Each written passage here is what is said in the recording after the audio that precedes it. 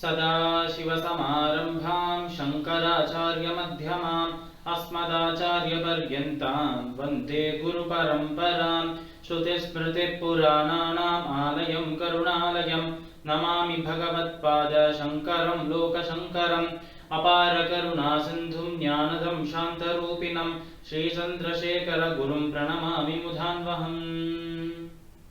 राधे कृष्णा. எல்லோருக்கும் நமஸ்காரம். இந்த வீடியோல பகவத்கீதையின் 5வது அத்தியாயமான கர்ம சந்நியாச யோகத்தின் 2வது, 3வது மற்றும் 4வது ஸ்லோகங்களை விளக்கத்துடன் பார்ப்போம். ஸ்ரீ பகவானுவாச சந்நியாச கர்ம யோகஸ்ச நிஸ்ரேயசகராவுபௌ தயோஸ்து கர்ம சந்நியாசாத் கர்மயோகோ விசிஷ்யதே. இந்த ஸ்லோகம் ஸ்ரீமத் பகவத்கீதையின் 5வது அத்தியாயமான கர்ம சந்நியாச யோகத்தின் 2வது ஸ்லோகம். போன ஸ்லோகத்தில், இந்த அத்தியாயத்தின் முதல் ஸ்லோகத்தில் நம்ம அர்ஜுனர் கிருஷ்ணரை பார்த்து கேட்டார், இந்த கர்மயோகம் சந்நியாச யோகம், கர்மயோகம் சாங்கிய யோகம் என்று பகவானை சென்று அடைவதற்கு 2 வழிகள், 2 நிஷ்டைகள் இருக்கு. இந்த 2த்துல நான் எதை கடைபிடித்தால் எனக்கு மேன்மை கிடைக்கும்? இந்த 2மே தனித்தனியாக நீங்க புகழ்ந்துட்டு 2மே சமம்தான் என்றும் சொல்றீங்களே, அது எப்படி என்று நம்ம அர்ஜுனர் கிருஷ்ணரை பார்த்து கேட்டார். அதற்கு ஒரு பதிலாக தான் இப்ப பின்வரும் ஸ்லோகங்களை பகவான் சொல்றார். அதில் முதல் ஸ்லோகமாக இது இருக்கு, இந்த அத்தியாயத்தின் 2வது ஸ்லோகம். அப்ப அவர் சொல்ற விஷயம், சந்நியாச கர்மயோகஸ்ச நிஸ்ரேயசகரா விபௌ. அதாவது கர்மயோகம் என்று ஒரு பாதை இருக்கு, சந்நியாச யோகம் சாங்கிய யோகம் என்று இன்னொரு பாதை இருக்கு. இந்த 2 பாதையிலையும் பகவானை சென்று அடையலாம் அர்ஜுனா. என்ன, 2த்தையுமே ஒரு டெடிகேஷனோட, ஒரு இன்வால்மெண்டோட செய்யணுமே தவிர சும்மா ஏனோ தானோ பகவானை தான் சென்று அடையணும் போலாம் என்று சொல்லிட்டு இந்த விஷயங்களை ஏனோ தானோ என்று செய்யக்கூடாது. அதே ஒரு கட்டுப்பாட்டோட, ஒரு உறுதி கூர்ந்து அந்த விஷயங்களை செய்ய வேண்டும் என்று சொல்றார் நம்ம கிருஷ்ணர். சந்நியாச கர்மயோகஸ்ச நிஸ்ரேயசகரா விபௌ தயோஸ்து கர்ம சந்நியாசா கர்மயோகா விசேஷதே. பகவானை சென்று அடைவதற்கு 2 பாதைகள், 2த்திலையுமே சென்று அடையலாம். ஆனால் 2த்துல எது சுலபம், எது ஈஸி, எது ரொம்ப சுலபமாக பகவானுக்கு நம்ம கூட்டி செல்லும் என்றால் அந்த பாதை தான் கர்மயோகமாக இருக்கு என்றும் சொல்றார். கர்மயோகத்திலும் பகவானை சென்று அடையலாம், சாங்கிய யோகம் மூலமாகவும் பகவானை சென்று அடையலாம். ஆனால் கர்மயோகம் சாங்கிய யோகம் இவ்விரண்டில் கர்மயோகத்திற்கு தான் அந்த சுலபம் என்கிற அந்த ஒரு குணம், அதாவது சுலபமாக இதை கடைபிடிக்கலாம் என்ற அந்த ஒரு லட்சணம் இருக்கு. அதனால்தான் கர்மயோகம் இஸ் மோர் ரெக்கமெண்டபிள் என்று சொல்றார் நம்மளோட கிருஷ்ணர். அப்படி சொல்லி இந்த கர்மயோகம் தான் சாங்கிய யோகத்தை விட ஒரு படி வசதி என்று சொல்லி அது கடைபிடிக்கிறதுக்கு சுலபமாக இருக்கும் அந்த ஒரு கேட்டகரியில தான் வசதியை தவிர 2மே அந்த பகவானை சென்றுதான், ஒரே பகவானை தான் நம்ம இட்டு செல்றது என்று சொல்றார் கிருஷ்ணர். இப்படி கர்மயோகம் ஏன் அவர் ரொம்ப புகழ்கிறார், கர்மயோகம் ரொம்ப சுலபம் என்று ஏன் சொல்றார், அதை பின்வரும் ஸ்லோகங்களை அவர் சொல்வார். ஆனால் இந்த ஸ்லோகத்திற்குண்டான விளக்கம் இதுவே. இப்ப நம்ம அடுத்த ஸ்லோகத்திற்குண்டான விளக்கத்தை பார்ப்போம்.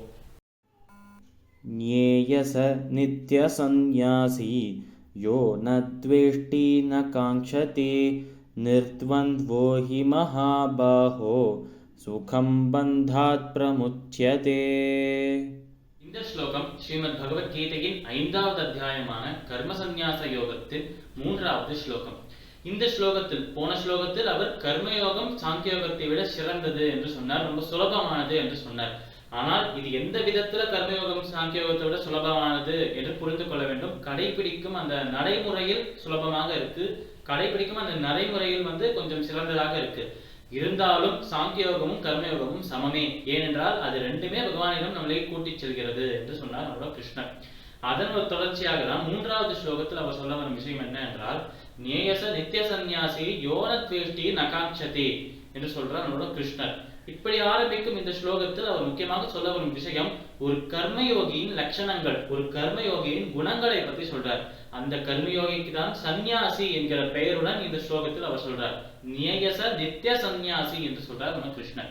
அப்பேற்பட்ட சந்நியாசி எப்படி இருப்பார், அப்பேற்பட்ட கர்மயோகி எப்படி இருப்பார் என்று தெரியுமா அர்ஜுனா என்று அந்த கர்மயோகியின் குணங்களை சொல்றார் அவர். ஞேயஸ நித்ய சந்நியாசி யோன த்வேஷ்டி நகாங்க்ஷதி. அந்த கர்மயோகி எதையும் வெறுப்பதும் இல்லை, எந்த ஒரு விஷயத்திலும் விருப்பம் வைப்பதும் இல்லை. அந்த விருப்பு வெறுப்பு இது 2மே அவனுக்கு கிடையாது என்று சொல்றார் நம்ம கிருஷ்ணர். யோன த்வேஷ்டி நகாங்க்ஷதி நிர்த்வந்த்வோ ஹி மகாபாகோ சுகம் பந்தாத் பிரமுச்யதே. நிர்த்வந்த்வோ ஹி மகாபாகோ, நீண்ட புஜங்களுடைய அர்ஜுனா, உனக்கு ஒரு விஷயம் தெரியுமா, இப்பேற்பட்ட கர்மயோகி துவந்தங்களுக்கு அப்பாற்பட்டவராக இருக்கிறார் என்று சொல்றார் நம்ம கிருஷ்ணர். இந்த துவந்தம் என்றாலே இரட்டைகள் என்று ஏற்கனவே ஒரு வீடியோல பார்த்திருக்கோம். அதாவது சுகம், துக்கம், லாபம், நஷ்டம், வெற்றி, தோல்வி, இப்பேற்பட்ட அந்த கான்ட்ராடிக்டியா இருக்கும் ரெண்டு ஆப்போசிட்ஸை தான் நம்ம துவந்தம் என்று சொல்றோம். அப்பேற்பட்ட துவந்தங்களுக்கு அப்பாற்பட்டவராக இருக்கார் என்றால் அவர் அந்த சமதர்சனையோடு இருக்கிறார். அதாவது அந்த சமபாவனையோடு இருந்து அந்த சமபாவனையை அடித்தளமாக வச்சு கொண்டிருக்கும் அந்த கர்மயோகத்தை அவர் பின்பற்றுகிறார் என்றான அர்த்தம். அப்பேற்பட்ட கர்மயோகி நித்வந்தவனாக இருந்து அந்த ஒரு எந்த விஷயத்தையும் வெறுக்காமலையும் எந்த விஷயத்தின் மீதும் இது விருப்பமும் இல்லாமல் அந்த பகவானை சுகம்பந்தா பிரமுச்சதே, அவனோட கர்ம பந்தத்தை அவிழ்த்து விட்டு பகவானை அவனே சென்று அடைகிறான் என்று சொல்றார் நம்மளோட கிருஷ்ணன். இப்போ அடுத்த ஸ்லோகத்தில் அவர் என்ன சொல்றார் என்பதையும் பார்ப்போம். சாங்க்யயோகௌ ப்ருதக் பாலா பிரவதந்தி ந பண்டிதாஹ ஏகமப்யஸ்திதः சம்யக் உபயோர் விந்ததே பலம். இந்த ஸ்லோகம் ஸ்ரீமத் பகவத்கீதையின் 5வது அத்தியாயமான கர்ம சந்நியாச யோகத்தின் 4வது ஸ்லோகம். இந்த ஸ்லோகத்தில் நம்ம கிருஷ்ணர் அர்ஜுனனை பார்த்து சொல்றார், சாங்கிய யோகோ பிருதக் பாலா பிரவதந்தின பண்டிதாக. அதாவது இப்போ இந்த கர்மயோகம் சாங்கிய யோகம் இரண்டுமே ஒன்றுதான் என்பதை இந்த இடத்துல இன்னொரு முறை நமக்கு வலியுறுத்தி சொல்றாராம் கிருஷ்ணர். ஆனால் இப்போ அவர் அதை வேற விதமாக எடுத்து நமக்கு அதை சொல்றார். அப்ப அவர் சொல்றது என்ன என்பதை இப்ப பார்ப்போம். சாங்கிய யோகோ பிருதக் பாலா பிரவதந்தின பண்டிதாக. அதாவது இந்த அறிவு கொஞ்சம் கம்மியாக இருக்கிறவா, அந்த அறிஞர்களாக இல்லாதவா, சாதாரண மக்கள், அவ இந்த கர்மயோகமும் சாங்கிய யோகமும் வெவ்வேறு என்று சொல்லுவா. பிரவதந்தி ந பண்டிதாக. ஆனால் பண்டிதர்கள், படித்தவர்கள், அறிஞர்கள், அறிவுள்ளவர்கள், அறிவாளிகள், அவ எல்லாருமே இந்த கர்மயோகமும் சாங்கிய யோகமும் சமம்தான். ஏன் இது தனித்தனியாக இருக்கு என்று சொல்றேன்? ரெண்டுமே நம்ம பகவானிடம் தான் கூட்டி செல்கிறது. அதனால் ரெண்டுமே சமமாக தான் இருக்க வேண்டும் என்று உண்மையை காண்பார்கள். அந்த தத்துவத்தை காண்கிற தத்துவ ஞானிகளாக இருக்கும் அந்த சாங்கிய யோகிகள், அப்பேற்பட்டவர்கள் தான் பண்டிதர்கள் என்று அழைக்கப்படுவார்கள் என்று சொல்றார் நம்மளோட கிருஷ்ணர். பிரவதந்தின பண்டிதாக ஏகமப்யா ஸ்தித சம்யக்கு உபயோர் விந்ததே பலம். அதாவது இந்த கர்மயோகம் சாங்கிய யோகம் ரெண்டுத்துல ஏதோ ஒன்னத்தை முழு முயற்சியோட கடைபிடித்தோம் என்றால் இந்த ரெண்டுத்தின் பலனாக இருக்கும், இந்த இரண்டின் பலன் ஒரு காமனான பலனாக இருக்கும் அந்த பகவானை நாம் சென்று அடையலாம் என்று சொல்றார். இது மூலமாவே அவர் சூட்சுமமாக என்ன சொல்ல வர்றார் என்றால், கர்மயோகமும் சாங்கிய யோகம் ஒன்றுதான்ப்பா, அது ரெண்டுத்தை கடைபிடித்தாலும் பகவானை சென்று அடையலாம்.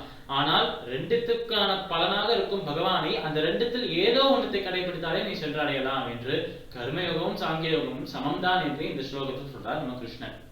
பகவத்கீதையின் 5வது அத்தியாயமான கர்ம சந்நியாச யோகத்தில் 2வது, 3வது மற்றும் 4வது ஸ்லோகங்களுக்கு உண்டான விளக்கம் இதுவே. சமஸ்த லோகாஹ சுகினோ பவந்து. சர்வம் ஸ்ரீ கிருஷ்ணார்ப்பணமஸ்து.